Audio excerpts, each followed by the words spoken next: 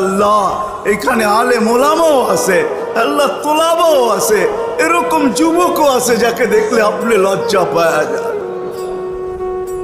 আজকে আমাদেরকে খালি ফিরত দিন। এরকম মুখ্যম সময় মনে হয় আর আমরা পাবো না, এরকম মজলিসও পাবো না, এরকম লোকগুলাকেও পাবো না, এরকম সময়টাও পাবো না। বিদায় আল্লাহ, আমরা আজকে পিছের কিছু নিয়ে উঠতে চাই না, আমরা চাই আমাদের পিছনেরটা আজকে পরিষ্কার হয়ে যাক। আর সত্য তো এটাই হয়, আল্লাহ তুমি ঘোষণা দিছ, আল্লাহ মজলিস যখন পরিসমাপ্তি ঘটবে ফেরেশতা নাকি কাঁধে হাত রাইখা বলবে ইরজিউ মগফুর আল্লাহ, যাও পিছনের গুনাহ মাফ, বুদ্দিলা সাইয়্যাতিকুম হাসানাত, তোমাদের নেক গুনার জায়গাগুলা নেকি দ্বারা পরিপূর্ণ।